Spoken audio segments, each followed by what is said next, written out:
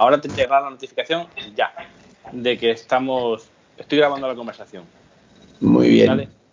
Pues bienvenidos chicos, chicas, a este nuevo vídeo de Semografire, aquí en La Resistencia, aquí en la cueva, aquí en el búnker, en el que parece ser que estoy pasando tiempo y me queda bastante más tiempo que pasar por la condición reinante.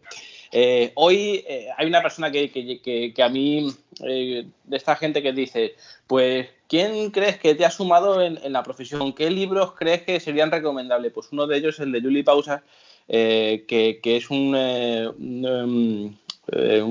trabajador del CSIC, un investigador que actualmente reside por Valencia, si no me equivoco. Sí, andas por Valencia, y que en el Simposio Nacional de Incendios Forestales, el SINIF, del año 2012-2013, que fue en La Nucía, en Alicante, pues tuve el gusto de escuchar su ponencia y enseguida tenía ahí una firma de libros y compré el libro, me lo firmó, no lo puedo traer porque está en otro sitio en el que no puedo acceder ahora mismo, y es un libro que, o sea, disfruté con la ponencia, disfruté con el libro, y yo considero que fue un encender luces, ¿no? Un enriquecimiento de perspectiva, ya que, aunque ya había estudiado en ciclos formativos de grado medio, grado superior, que a lo mejor, pues, yo qué sé, pues el alcornón, que se protege, tiene la corcha y se protege del fuego, pero bueno, no entraba más en profundidad en lo que es las plantas pirófitas pasivas, activas, y ver que en realidad el fuego para muchas especies es vida. Al contrario de lo que muchos que entramos en la profesión de emergencias y ya de por sí tenemos grabado a fuego esto del todos contra el fuego destruye, el fuego tal, no, perdona. Una vez que lees autores como Juli, tu pensamiento crece, y estaba pensando en él y digo, tengo que entrevistarlo. Mucho tiempo llevo queriendo, pero hasta ahora las entrevistas eran en plan, vas a un curso, coincides con alguien, ¡pam!, le cazas y le haces la entrevista. Pero ahora, viendo la circunstancia de lo que está ocurriendo, pues creo que la videoconferencia va a ser una herramienta maravillosa para poder acercar a gente como Juli a más de vosotros. Juli, ¿qué tal? Buenos días. Hola, buenos días. ¿Cómo va? La introducción un poquito larga. Yo sí de enrollarme mucho. Tranquilo. Perfecto. Yo casi no me acuerdo de esa. En aquellos días de la Nucía. Para mí fue interesante porque fue de las primeras veces que di una charla a profesionales de los incendios, ¿no? Entonces, para mí fue interesante, incluso pues, un poco reto, ¿no? Porque esa charla, pues me invitaron porque había escrito un libro y la verdad es que ha sido toda una historia curiosa porque yo escribí el libro sin pensar en los gestores, sin pensar en los gestores ni sin pensar en los bomberos, no conocía ningún bombero en aquel momento. Entonces escribí el libro pensando más en los biólogos. O sea, yo escribí el libro pensando en acercar el fuego a la biología, a los biólogos, porque los biólogos, pues muchas veces, los ecólogos en general, muchas veces pues no saben mucho de fuego, ¿no? Entonces yo escribí el libro para acercarles a ellos el fuego. Y resulta que me di cuenta que además también el libro sirvió para los que sí que sabéis de fuego, los bomberos, los gestores, los que sí que sabéis de fuego, pues acercaros la biología. Y entonces vi que el libro funcionaba en las dos direcciones, ¿no? Y entonces eso fue una gran sorpresa para mí, una satisfacción. Sí, que a lo mejor un poco lenta en el tiempo, que son cosas que vemos como la comunicación está cambiando por semestre casi, o por año. En 2012 yo ya había empezado con el canal de YouTube, pero era un poquito tímido, y yo creo que ahora quizás de las últimas en Twitter apareció, oye, ¿qué libro recomendáis? Tal y tal, y el tuyo ganó por goleada. Es algo que últimamente, que hasta ahora no hemos podido disfrutar, y sí se está viendo una unión entre individuos a nivel individual, no tanto a nivel de asociaciones o a nivel de planes info o de empresas gestoras, sino a título individual. La gente está trabajando por su propia profesionalidad, y una maravilla es poder entrar en contacto con autores de libros que tú te estás leyendo, que a lo mejor hace 10 años que se hizo el libro, pero ese autor es que sigue produciendo y sigue... y poder entrar en contacto con vosotros es una maravilla. ¿Por qué escribiste aquel libro? En principio, ¿qué te movió a hacerlo? Sí, bueno, digamos, básicamente, primero me invitaron, ¿no? El CSIC y la editorial me invitaron a hacer un libro. Yo nunca había pensado hacerlo, ¿no? A ver, nuestro trabajo como científicos no está en escribir libros de divulgación como ese, ¿no? Entonces yo nunca lo había planteado. Entonces me lo propusieron en el CSIC de que hiciese un libro sobre el fuego porque la gente no conoce, ¿no?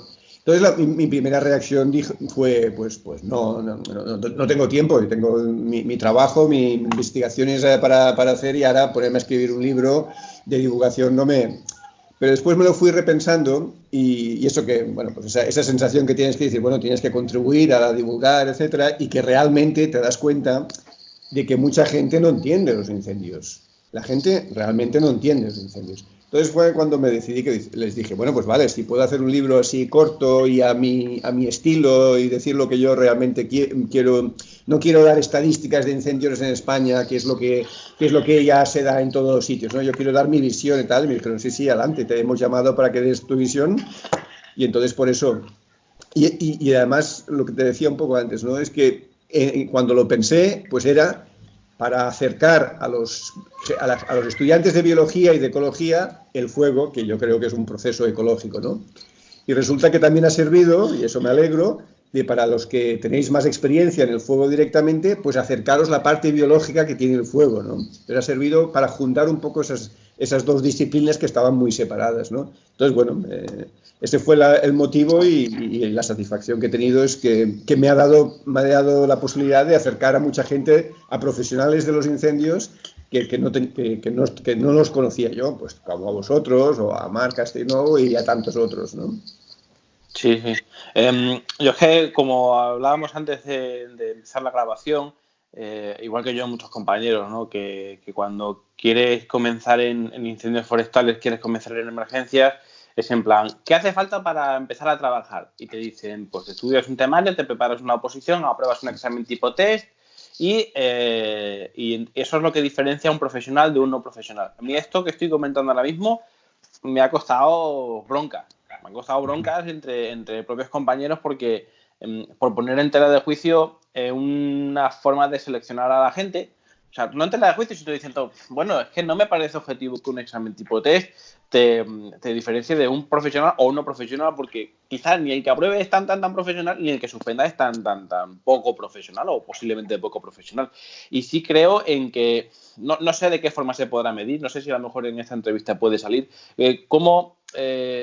porque todo esto nos está forzando a un cambio de sistema económico, un cambio organizativo. Estamos viendo cómo, aunque como me comentaste en el email cuando te dije de hacer la entrevista, dice, hombre, yo no soy muy operativo, muy del momento, o sea, yo soy más teórico quizá o más, pero sí es cierto que tus ideas, como creo que te desarrollé, sí tienen una consecuencia, una repercusión en nuestra forma. Entonces, yo creo que el profesional de mañana, no sé cómo no sé, a lo mejor va a ser el Big Data el que va a hacerlo, pero sí que dentro de saber seleccionar a futuros gestores o ejecutores en la extinción, sí que tiene quien esté en el terreno no solamente es una máquina de trabajar y de apagar, sino que también sepa aplicar el criterio a su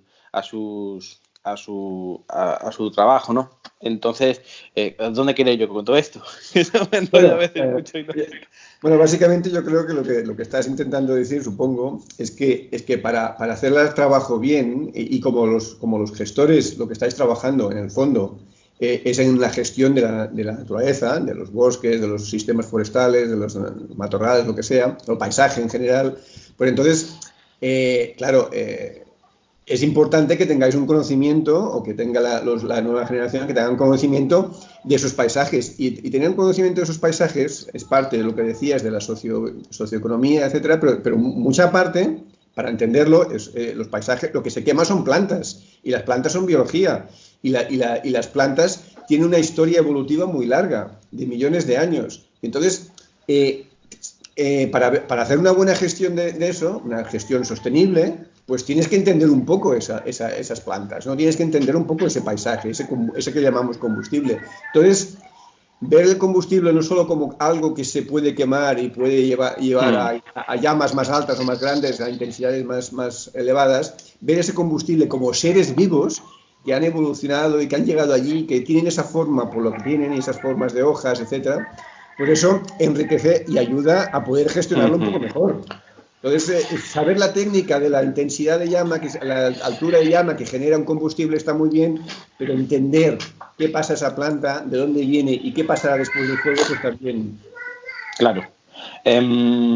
¿Cómo ves? En la película de Uno de los Nuestros dices algo que también se dice en el libro, muy interesante, que hemos estado, con la política que hemos estado llevando de extinción, de supresión total, hemos estado obligando a que, o sea, como reteniendo un paisaje, reteniendo una evolución vegetal que cuando se nos va de la mano ese incendio que se nos va por nuestra capacidad de extinción o por lo que sea, quema de golpe una masa y es como que ofrece la oportunidad a los nuevos vegetales, bien sea porque están ahí porque están o porque realmente es el clima el que favorece el que ese tipo de vegetación, ese nuevo ecosistema o ese ecosistema renovado y se produzca una estructura diferente a la que había antes, que muchas veces decimos, hemos perdido. No sé si hemos perdido, pero sí hemos cambiado y a lo mejor es que la naturaleza quiere cambiar y nosotros estamos como manteniendo algo que no se puede mantener. Sí, en general la sociedad tiene un poco de reticencia, un poco de miedo a los cambios, ¿no? Y la naturaleza, por definición, es muy dinámica. Entonces, eso de esa foto fija que muchas veces mucha gente tiene de que los bosques son eso, esa foto fija, densa, etcétera, eso es una foto fija, tal cual, ¿no? Pero la vegetación es mucho... el mundo natural es mucho más dinámico. Entonces, los fuegos lo que hacen... estamos hablando pues dentro de los regímenes más o menos naturales, los fuegos lo que hacen es generar abiertos, abren la vegetación de un sistema cerrado, de un bosque o un matorral cerrado, pues lo abren. Y al abrirlo, lo que genera es oportunidad para muchas especies. Hay muchas especies, tanto de animales como plantas, que dentro del bosque no pueden vivir. Pues porque hay muy poca luz, por lo que sea, ¿no? Porque necesitan espacios abiertos, hay plantas y animales de espacios abiertos. Y en condiciones naturales, esos espacios abiertos los genera, en nuestras latitudes, los generan los incendios. Esos incendios tenemos que ver como un generador de espacios abiertos y, por tanto, de oportunidades para nuevas especies. Esas especies pues son diferentes a las de los bosques y por eso tener mosaicos de sitios que se queman con una edad y otros sitios que se queman hace más tiempo, otros que se han quemado hace menos, etcétera. Esos mosaicos de diferentes edades después del fuego, eso forma parte de nuestro paisaje y de la diversidad. En cada sitio, en cada parte del paisaje que tiene una edad diferente desde un incendio, pues hay unas especies apropiadas a esa densidad de vegetación, a esa edad, ¿no? Entonces eso forma parte de cómo tienes la diversidad en tu paisaje. Claro. Y eso a lo mejor lo que nos obliga también es bueno, me gustaría decir a un aprovechamiento más adaptado, pero es que adolecemos de que el aprovechamiento forestal, por desgracia, no... O sea, está increciendo, ahí no se ve que, bueno, sí ha habido un repunte, por ejemplo, en la producción de miera, en la producción de resina, debido al precio del petróleo. Ahora el precio del petróleo se ha derrumbado, también se ha derrumbado la demanda de todo, porque, por ejemplo, a nivel de península ibérica está todo parado. Pero, ¿cómo crees tú que se podría reactivar la economía forestal, la de los productos forestales, la de el consumo de este tipo de materiales? ¿Tú crees que el bosque que se está creando, que poco a poco que es más adaptado a la climatología reinante, ¿tú crees que ofrece nuevas oportunidades de aprovechamiento económico, de gestión, de...? Bueno, son muchas cosas, ¿no? Evidentemente, el hecho que haya fuegos, según para qué especies, ¿me oyes? ¿Eres tú o soy yo? Yo no, vaya. Pero no Sí, sé dónde viene. es que están pasando coches Vale. de Protección Civil anunciando, Vale. bueno, repitiendo que la gente se esté quieta. Entonces Bueno, veo que se acopla. Ya. Bueno, pues digamos que el incendio a veces lo que hace es, como destruye parte o sea, mata algunos árboles, entonces da oportunidades a nuevos reclutamientos, nuevas germinaciones. Entonces, esas germinaciones que salen después del incendio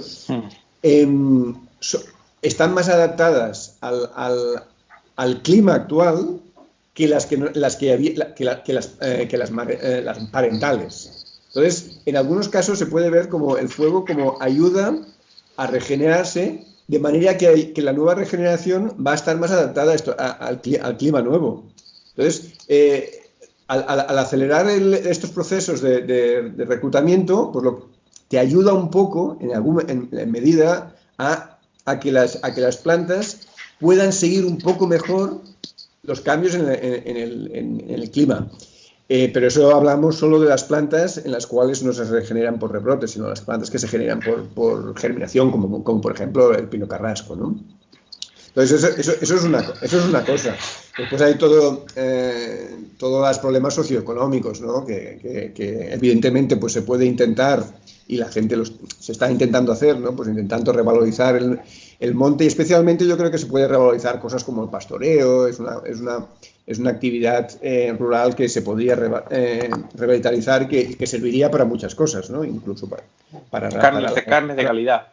Claro, digamos, para controlar el combustible, para los incendios y para fijar población en zonas rurales poco pobladas, etcétera.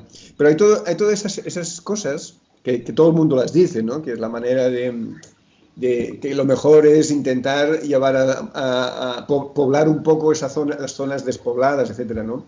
Lo que pasa es que hemos de ser realistas y que eso es difícil. Eso es difícil porque, bueno, la gente lo que quiere es estar en la ciudad con todas sus comodidades y tener la última generación de móvil y de ordenador y de lo que sea.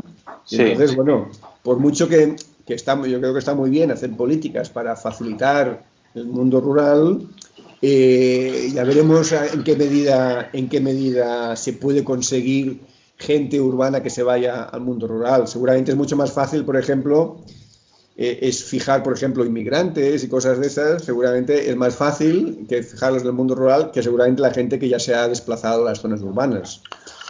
Pero bueno, eso es cuestión política que a mí se me escapa ya, ¿eh? Eso es la tendencia. Bueno, pensamos mucho eso. Hay una persona que estuve escuchando, una entrevista que estuve escuchando hace 2 días, y volví a repetir esta persona, una persona interesante, muy interesante. Es Carlos Barrabés, bueno, en Pirineos empezó con una tienda de productos de montaña y tal, y ahora pues tiene muchas empresas, muchas startups, viaja mucho y todo esto, y comenta mucho su visión, ¿no? Y hay un tema que él comenta que es que probablemente veamos gente que vuelva al mundo rural, ya que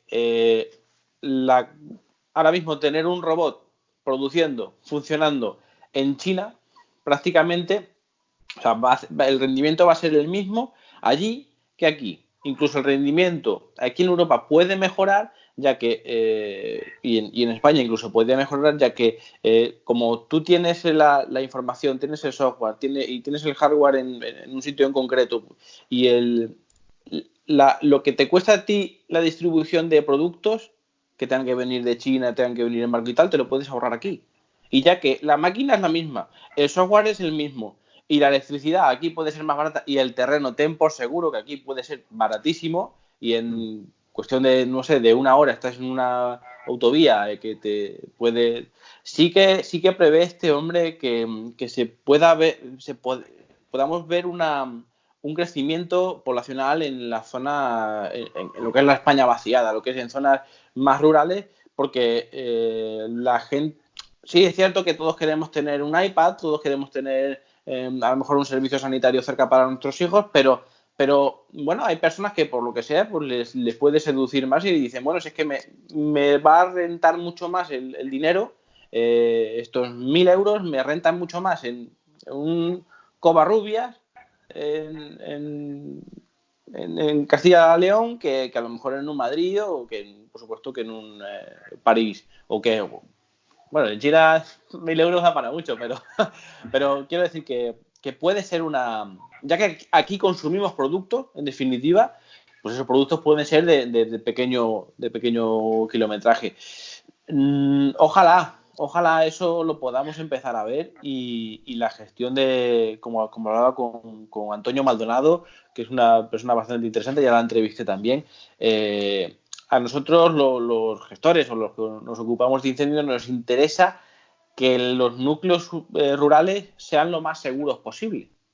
Y ahí entra, para esta gente, para favorecer el asentamiento de esta gente, y ahí entra que gente como tú pues nos aconseje a la hora de decir, bueno, pues vamos a hacer cortafuegos verdes. ¿Qué especies son las que más nos interesan? ¿Cuáles son las que tienen a lo mejor pues más sales minerales como el taray, el atarfe, que es un poquito reticente a arder, aunque esté seco porque tiene muchas sales minerales? Ayer lo hablaba con Dalmau Rovira, que ellos tienen una idea, un proyecto con sus difusores, con sus aspersores, favorecer un tipo de vegetación que haga de muro o haga de retardante natural, ¿no? Pues quizá todo eso, por ahí yo veo mucho que quien quiera hacer ese camino tiene que pasar por tus conocimientos, por tu libro, y espero pues desde luego que esta entrevista la tomen y que en definitiva avancemos más como profesión y como sociedad a partir del conocimiento y a partir de todo eso que ya sabemos, que a veces que tenemos mucha gente que sabe mucho, pero lo que tú comentabas, dices, ¿yo ahora cómo voy a poner a hacer un libro? Pues fíjate, menos mal que te animaron a hacerlo. Sí. ¿Lo volverías a hacer? Sí, por supuesto, ¿no? Como ya te he dicho, yo estuve después de hacerlo y viendo la reacción de la gente, pues la verdad es que quedé muy sorprendido y positivamente y muy contento. Sí, no. Yo encantado. He entrado en un mundo de gente que gestiona los incendios que yo no conocía y para mí ha sido enriquecedor. Vaya, la interacción con gente diferente siempre, que tiene perspectivas diferentes, siempre es enriquecedora. Y yo creo que en la medida en que he intentado, creo que he intentado y creo que he conseguido un poquito, ¿no? Que algunos de los gestores cambien un poco la visión de los incendios. Creo que sí, al menos aquí en Valencia, por lo que me dicen, claramente sí, ¿no? Y creo que en otros sitios también, ¿no? O sea que creo que mi contribución ha sido positiva, pero bueno, eso lo tenéis que decir vosotros. Yo te digo que sí. Y es que escuché una frase que la apunté aquí en la ficha que he hecho para llevar en tu entrevista. Dice, pensamos sobre lo que otros han pensado, sea acertado o no. Yo creo que refuerza la idea de tu libro. Simplemente lo quería comentar. Y, oye, ¿qué le dirías a tu yo de hace 10 años? ¿Cómo?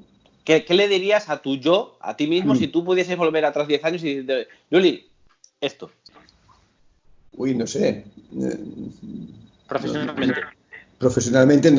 No sé. A ver, yo más o menos estoy contento con lo que voy haciendo. Pues claro, digamos que hay posibilidades de hacer más cosas que no te dejan pues la dinámica económica y especialmente del país, etcétera, ¿no? Pero vaya, yo creo que más o menos el tipo de cosas que voy haciendo son las que a mí me gustan. O sea, yo realmente hago lo que me gusta y por tanto claro. y por tanto no pues lo que he hecho he ido tendiendo a hacer las cosas que me gustan y las sigo haciendo lo que me gusta. Y bueno, pues haré mis equivocaciones y tal, pero vaya, que no veo que me haya equivocado mucho, porque lo que he hecho me gusta, ¿no? O sea, que hace 10 años hacía más o menos lo que estoy haciendo ahora, pues intentar aprender, entender cómo la naturaleza o la biodiversidad de la naturaleza, o sea, qué relación tiene el fuego con la diversidad de la naturaleza, ¿no? Con nuestros paisajes, ¿no? Y eso pues lo hemos ido haciendo en los últimos 10 años o 20 o así, y lo seguimos haciendo. Antes nos enfocábamos mucho más en plantas, ahora empezamos también a trabajar un poco en animales, porque también hay cosas interesantes en los animales, que se ha estudiado muy poco, o en las interacciones entre los animales y las plantas, pero todo es un proceso que que vamos aumentando el conocimiento. La idea es ir aumentando el conocimiento en diferentes especies, diferentes biomas, diferentes tipos de especies, etcétera, ¿no? Y eso vamos haciendo, y seguimos haciéndolo. ¿Qué ecosistema económico ves tú, económico o forestal ves tú de futuro próximo? Si... La pregunta es un poquito complicada, pero... A ver, ¿qué pregunta? Explica. El ecosistema económico, de futuro próximo, ¿tú cómo lo ves? Todo esto que estamos viviendo, ¿hacia dónde nos va a llevar? ¿A escala global estás hablando o cómo? Sí, bueno, claro, sí, ya global, ya hay que hablar globalmente. Ya en España, Portugal, te quedas corto. Europa te quedas corto. Sí, exacto. Bueno, la verdad es que yo no soy incapaz de predecir los cambios en el sistema económico que van a haber o socioeconómico que van a haber. Evidentemente, se está viendo un cambio hacia, por ejemplo, China evidentemente está explotando y ahora con esto del coronavirus me hace gracia porque ahora vemos que China está haciendo ayuda humanitaria a Europa. ¿Quién nos lo iba a decir? Exacto, ¿quién nos lo iba a decir? O sea, que ahora China está ofreciendo ayuda humanitaria a Europa y está no solo ofreciendo, la está ayudando, ¿no? Entonces, bueno, y ya era una potencia económica muy grande y una potencia tecnológica muy grande y va a desbancalar Estados Unidos por lo que sea, por lo que vemos, ¿no? Estados Unidos está intentando, por un lado, patentar la vacuna para quedársela a ellos y China está ofreciendo ayuda a todo el mundo, ¿no? Entonces las dos dinámicas parece que están cambiando totalmente, ¿no? Una cosa que no lo hubiésemos pensado nunca, ¿no? Entonces estamos en un momento de cambio que en algunos sentidos es muy interesante, en otros pues va a tener unos costes grandes, pero yo soy incapaz de pensar hacia dónde vamos, ¿no? No sé si pero me gusta mucho la reflexión que has hecho de China y Estados Unidos, la verdad que sí que podemos esperar casi cualquier cosa. Claro, es que estamos viendo cambios grandes por un lado y por el otro y se veía venir ya hace tiempo lo de China y los países asiáticos, su potencia, pero ahora con esto del coronavirus se está viendo actitudes tan diferentes que dices, ostras. Todo nos va a repercutir de alguna forma. Sí. Modelización de combustible más acertado. Tenemos modelos para aburrir. Tengo pendiente una entrevista, quiero hacerla con Joaquín de Tecnosilva, porque él ha trabajado mucho la modelización con su aplicación que ha creado para predecir el comportamiento del fuego, y yo me quedé en Rothermel y yo dije, guau, Rothermel, eso es maravilloso, pero cuando te pones a rascar y indagar un poquito más, dices, tate, que Córdoba tiene una, que según qué sistemas pues han creado otros, son más complejos, más complicados, más tal, y no sé con cuál te quedarías tú, que digas tú, no el mejor, pero sí el menos malo o el más acertado en general. Sí, yo no soy experto en los modelos de combustible, porque nosotros no los utilizamos. Yo creo que es una cosa que se utiliza mucho en gestión. Yo he leído algunas cosas, etcétera, pero yo al día a día no trabajo con modelos de combustible. Nosotros nuestra visión es intentar entender las plantas que hacen, ¿no? Entonces, yo no te sé decir, evidentemente hay modelos que están muy anticuados porque no tienen en cuenta detalles de las plantas, de la inflamabilidad con detalle, etcétera, ¿no? Pero no estoy al día para decirte, mira, esto es mucho mejor que otro, ¿no? Porque no es esa parte de cómo el combustible genera intensidades, diferentes intensidades, etcétera, pues nosotros no lo trabajamos. Nosotros miramos más la parte biológica y para nosotros, por ejemplo, no siempre los incendios, una cosa que es muy diferente que lo de los gestores es que para nosotros, por ejemplo, los incendios de elevada intensidad no siempre son negativos. Pues muchas veces los gestores tienden a pensar que los incendios de baja intensidad son buenos, los otros incendios de alta intensidad son malos, etcétera. Y bueno, eso evidentemente de cara a la gestión pues tiene su sentido, tiene su significado, porque los gestores tienen un objetivo, ¿no? Y entonces, pues en ese marco, pues funciona. Sí. Pero en el marco biológico no siempre funciona así, ¿no? Porque hay ecosistemas que les va muy bien los incendios de elevada intensidad. Si son poco frecuentes, pero que sean de elevada intensidad, pues les va muy bien. O sea, no es un problema. Por ejemplo, los bosques de pinos alepenses, de pinos carrasco, que se quemen de elevada intensidad, no tienen ningún problema. Al revés. Son especies muy inflamables que les favorece que se quemen de elevada intensidad porque les asegura que se abren las piñas y se asegura que dejan descendencia. Cambio, claro, en un fuego de baja intensidad, en un pinar de pino carrasco, desde el punto de vista biológico no tiene mucho sentido. Tiene sentido desde el punto de vista de la gestión, si hay casas cerca, etcétera, y eso no hay problema, ¿no? Pero desde el punto de vista biológico no tiene mucho sentido, ¿no? Imagino que la variable más importante a lo que tú dices es el tema de pendiente, ¿no? Para la pérdida de suelo. Sí. Tipo de claro. Cosas también. La pérdida de suelo es otro aspecto, ¿no? Otro aspecto que también depende mucho, ¿no? Si es en general, si es un sistema bastante natural, y es un sitio que se quema frecuentemente, la pérdida de suelo normalmente es mínima y local. Si es un sitio muy perturbado ya de anterior, que se hicieron bancales, se eliminó las plantas naturales y después se hicieron plantaciones y después se quema esa plantación, pues entonces hay aspectos, entonces es más posible que después de un incendio haya erosión. No por el incendio, sino por todo la historia acumulada de este sitio, ¿no? Que si hay bancales que no están cuidados, etcétera, y se quitaron las plantas que tenían raíces antiguamente, rebrotadoras, etcétera, se quitaron en sus días, pues ahora si se quema lo que hay ahora, pues entonces es más fácil que haya erosión, ¿no? Son cuestiones complejas que dependen mucho de la historia del sitio y no es simplemente el fuego genera erosión, el fuego pues a veces genera y a veces no, dependiendo, pues eso que dices, la pendiente, la historia del sitio, las plantas que hay, por qué hay plantas y por qué no hay, porque hay sitios que un incendio puede ser en mucha intensidad y no genera erosión, y hay otros que sí, depende del tipo de suelo, esa historia de uso, etcétera, ¿no? Necesitamos más gente así. Que se para a pensar y razonar, porque vamos muy rápido. En general vamos muy rápido y el monte no piensa, no se mide en 4 años, se mide en 40, 80. Es la vida de una persona, la vida máxima de una persona. Que se tiende a mirar las ventanas temporales muy pequeñas, ¿no? Incluso cuando pasa un incendio, ¿no? Pues has quedado todo negro y está todo muerto. Bueno, todo muerto, no, eso no está todo muerto. Espérate. Está que stand-by y ahora va a explotar. Espérate 7 meses y en algunos sitios es una explosión de flores que no hay en los sitios de bosque, ¿no? En otros sitios sí que hay problemas. En otros sitios sí que hay problemas de erosión y de pérdida de biodiversidad. Depende, ¿no? Depende de la historia de uso, depende de la historia de fuegos, de las plantas que sean, etcétera, ¿no? Entonces, porque además, claro, vivimos en un país que es muy diverso, que no es lo mismo las rocas duras muy poco erosionables de la costa mediterránea a los suelos ácidos de Galicia, que muchas veces son plantaciones, etcétera, ¿no? Entonces, claro, no se puede simplificar y decir, mira, se ha quemado todo y eso va a ser un desastre. Pues a veces sí y a veces no.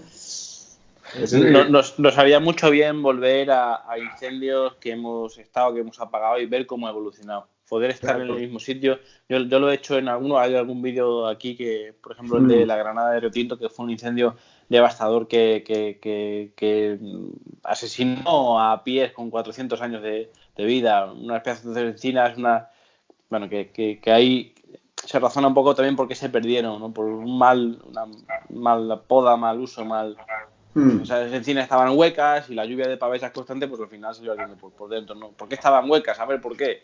Pues todo eso de darnos un paseo, razonar y tener esas lecciones aprendidas, yo creo que a los profesionales tendríamos que hacerlo, tendría que estar en nuestro trabajo, en nuestro cuadrante laboral, de decir, no, pues este mes va a ser ir a este incendio, el mes siguiente pues volvemos al otro incendio y tomamos conciencia de dónde estuvimos y lo que vimos y lo que ha ocurrido con estas plantas. Todo eso hace que nos replanteemos.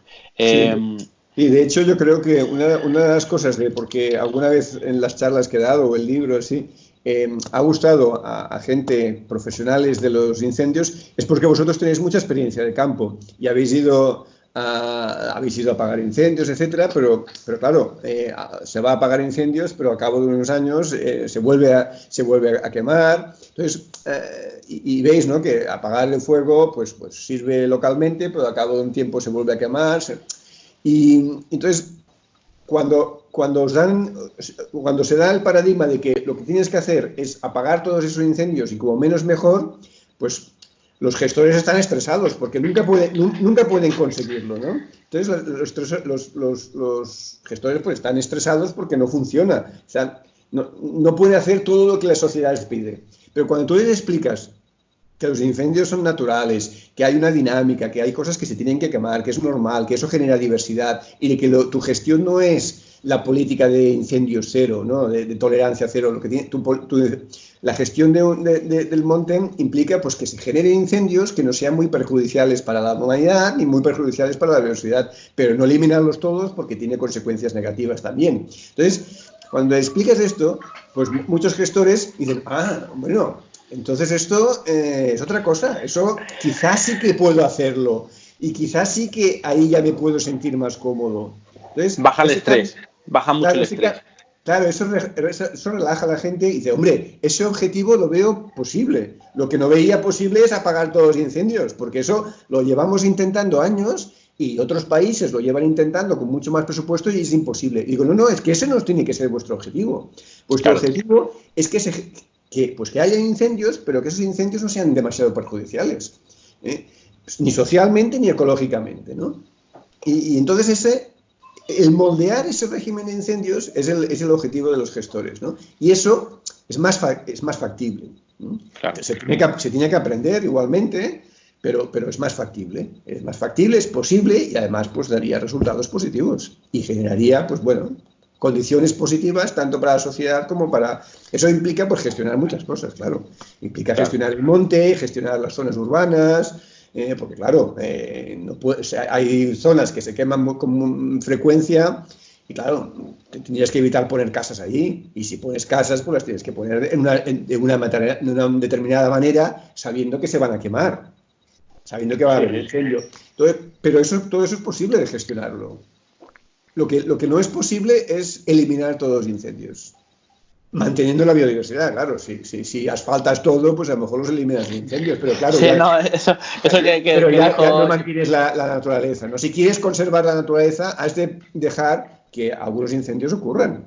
Ahora, lo que has de hacer es pues, que ocurran en momentos determinados, que no es la máxima temperatura, en sitios que no hay población, etcétera, ¿no? Eso se puede gestionar, ¿no? Y las zonas urbanas, pues, o semiurbanas, pues eso es donde has de controlar más, etcétera, ¿no?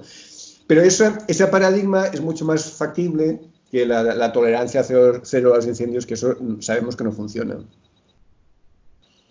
Es que con este último minuto, 2 minutos que has estado hablando es lo que se deduce también es decir, a ver, servicio de emergencia, una vueltecita, venga, vamos a reestructurarnos. Y eso nos cuesta porque el cerebro, la cabeza es un yonki del modo automático, ¿no? Entonces, una vez que empiezas un camino ya es muy difícil salir. Es como cuando vas por la nieve, por el barro y las roderas son las que son.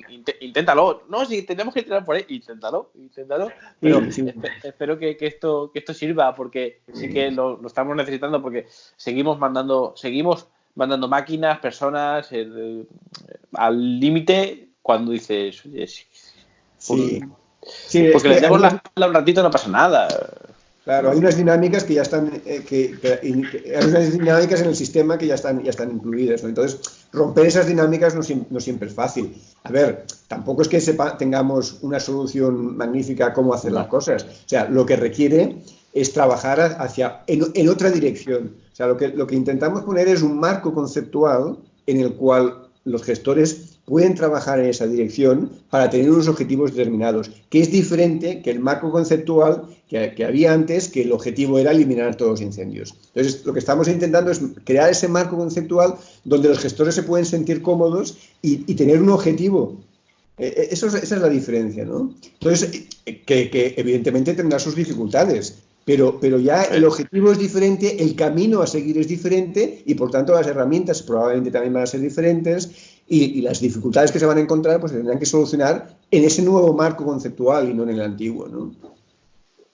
Es que no puedo estar más de acuerdo contigo. Ojalá pueda formar parte, bueno, ya estoy formando parte con estos vídeos, pero ojalá deje de ser algo anecdótico de conversar y sea la conversación constante o típica o normal o se normalice mucho más a todas las escalas de los servicios de emergencia. Y además esto se puede hacer extensible no solamente a emergencias en entorno rural por incendio forestal, sino bueno, en definitiva es un poquito todo, ¿no? Sí, sí. Una reflexión final. ¿Quieres que dé una reflexión final? Bueno, si te apetece. Sí, no, puedo. Esta es tu casa. No, puede, exacto. Muchas cosas, pero se pueden decir muchas cosas, ¿no? Pero quizá todo esto de la gestión de los incendios, todo esto que estamos explicando, siempre ha sido muy importante, ¿no? Pero ahora con el cambio climático aún lo es más, ¿no? Porque con el cambio climático, y no solo tenemos el cambio climático, tenemos todos los demás cambios de abandono y plantas invasoras, etcétera. Pero el cambio climático nos ofrece un escenario que los incendios pueden ser mucho más frecuentes, pueden ser más intensos, etcétera, ¿no? Entonces, eso nos tiene que forzar a no seguir el paradigma antiguo con más fuerza, ¿no? Sino que intentar buscar ese nuevo paradigma en el cual tenemos que gestionar los regímenes de incendios en lugar de eliminarlos, ¿no?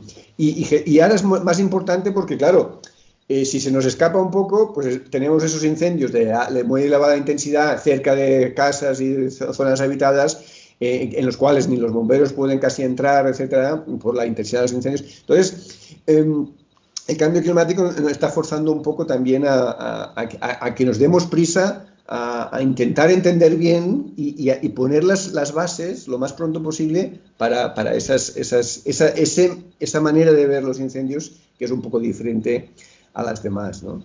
Y eso también nos lleva a pensar que en nuestros ecosistemas esa imagen de que todo tiene que ser bosque también es un poco anacrónica, ¿no? Porque sobre todo cuando estamos en un marco de cambio climático, en el cambio climático con una mayor sequía, pues no todo van a ser bosques y muchas veces los bosques pues van a ser mucho más fácil que se quemen. Entonces tenemos que intentar aceptar que en nuestros ecosistemas, por ejemplo, pues los matorrales también son muy diversos, tienen una elevada diversidad, muchas veces incluso más que los bosques. Entonces, aceptar que esos mosaicos de bosques y matorrales son una cosa natural, que no es que esté, que donde hay un matorral se ha destruido la naturaleza y donde hay un bosque está conservado. Eso tenemos que salir de esa visión un poco anacrónica actualmente, porque que si no nos frustraremos siempre. Siempre estaremos frustrados porque se nos van a ir quemando muchos bosques o se nos van a reducir la densidad por las sequías, etcétera, ¿no? Entonces tenemos que poner en valor todos esos sistemas ecológicos que no son bosque. Y los bosques también, y conservarlos en la medida que pueda, pero sabemos que con más fuegos y más sequía, la naturaleza no se puede quedar tal como estaba antes. Es un poco naif pensar que vamos a conservar la naturaleza del siglo XX con el clima del siglo XXI. Entonces necesitamos ajustarnos también, ¿no? E intentar entender esas nuevas condiciones que no las hemos querido parar, porque el cambio climático lo podíamos haber parado y no hemos querido, ¿no? Entonces, bueno, pues ahora tenemos que aceptar y adaptarnos. Y adaptarnos a eso quiere decir pues una política de incendios un poco diferente, quiere decir entender los paisajes y su diversidad en un sentido muy amplio. Todas esas cosas pues han de ir cambiando, no solo en parte para no frustrarnos también, porque claro, si no estaremos todo el día, pues aquí antes había mucho bosque y hay menos. Bueno, es que con un clima diferente, evidentemente que hay lo que tiene que haber, lo que también le hemos dejado que haya, ¿no? Claro, nadie ha querido parar el cambio climático, pues ahora esas las consecuencias. Y además que muchos de estos matorrales son súper diversos y tienen muchas plantas, muchas flores, muchos insectos, muchos mamíferos. O sea que no tenemos que coger la perspectiva correcta para entenderlo y lo que se pueda conservar se conserve, pero que hay cosas que tienen que cambiar, ¿no? Y eso es inevitable. Si no, tendremos siempre bosques secos. Si seguimos intentando que haya bosques con elevada densidad, los vamos a tener secos, potencialmente muy inflamables, etcétera, y va a ser ingestionable, ¿no? Y tú me decías en el email que te mandé que pensabas que lo que tú ibas a aportar no iba a ser muy, muy interesante. Total. Menos mal que pensabas que no, pero vaya. Pues, Yuri, esta es la primera videoentrevista que hacemos, pero sinceramente yo estoy abierto a traerte más al canal porque es que gente como tú da gusto. La gente que lo has dicho antes, es que me gusta lo que hago. Es que se nota un montón cuando ves a alguien que le gusta lo que hace. Espero que tu palabra, espero que tu discurso, tus ideas y tus estudios tengan que ser materia, no a lo mejor de estudio, porque no me gusta obligar a la gente a aprender nada, pero sí que sea un método de consulta y que se tenga en cuenta. Se tenga en cuenta que en realidad cuando te escucho digo, es que no dice nada nuevo, no dice nada que no sea sensato. Exacto. Pero hay que decirlo. Sí. Hay que ponerlo en un papel, hay que ponerlo, hay que hablarlo, hay que comentarlo. Y oye, muchísimas gracias. Una última cosa. ¿A quién te gustaría ver en esta tesitura? ¿En qué tesitura? ¿En la que estoy yo? Sí, así en la entrevista, alguien que digas tú, pues a mí me gustaría ver una entrevista de esta persona. Uy, no sé. Hombre, a ver, como siempre, no sé qué me gustaría, pero hay personas que hablan muy bien y tienen unas ideas muy, muy buenas, etcétera.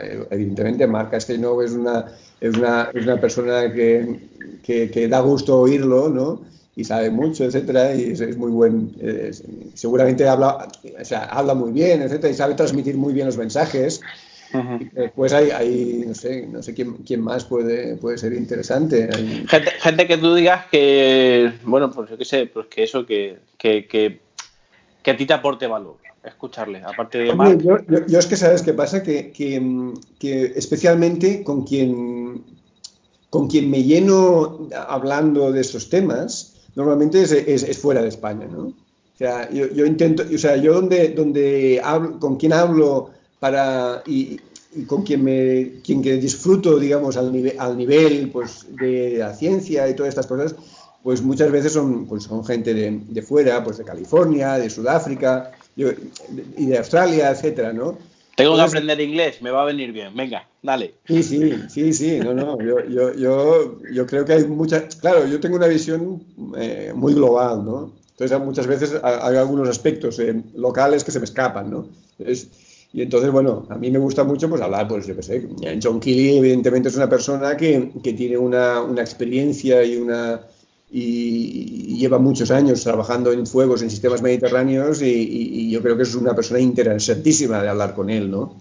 Y últimamente estoy hablando bastante con William Bond, que es otro ecólogo muy, muy interesante y que tiene una experiencia también de fuegos, más de sabana y de África, pero que...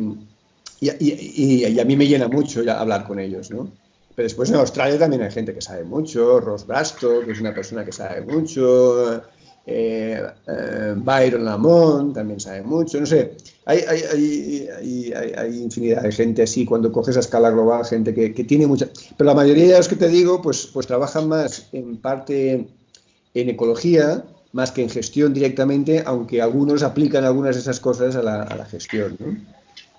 Pues voy a hacer lo posible poder entrevistarlos. Mi inglés es muy macarrónico, pero bueno, oye, pudiéndola preparar, teniendo tiempo y con Google Translator, seguro que todo se hace mejor. Sí, y si no, pues puedo buscarte algunas personas de nombre que no sean personas tan demandadas, que a lo mejor son más difíciles de acceso, y puedo buscar personas que no sean de tan difícil acceso, para al menos hagas tú alguna entrevista en inglés, no empezando por el top de los investigadores más. También, ¿verdad? Hay que saber dosificar un poquito. Exacto, ¿no? Pero bueno. Pues, Juli, gracias eternas tu tiempo, por esto. Placer hablar con vosotros y yo también digo que aprendo mucho de hablar con los que sabéis de comportamiento de fuego y a mí me gusta ir a hablar y con los gestores al campo y ver la visión vuestra, ¿no? Porque es una visión un poco diferente del que es lo que estáis al día a día con las llamas, eso yo no tengo ni idea de eso, ¿no? Entonces yo también he aprendido mucho de vosotros. Bueno, quién sabe, a lo mejor el día de mañana te vemos con un casco, una camisa y una manguera y ahí en primera línea de llama. ¿Por qué no? Puede ser. De llama. Sí. Puede ser. Yoli, muchísimas gracias. Me tengo que despedir. Muy bien. Y volveremos a vernos, espero. Muy bien. Si no es físicamente, será virtualmente, ¿vale? Muy bien. Muchas gracias. Grande. Vale, Adiós. hasta luego. Chao.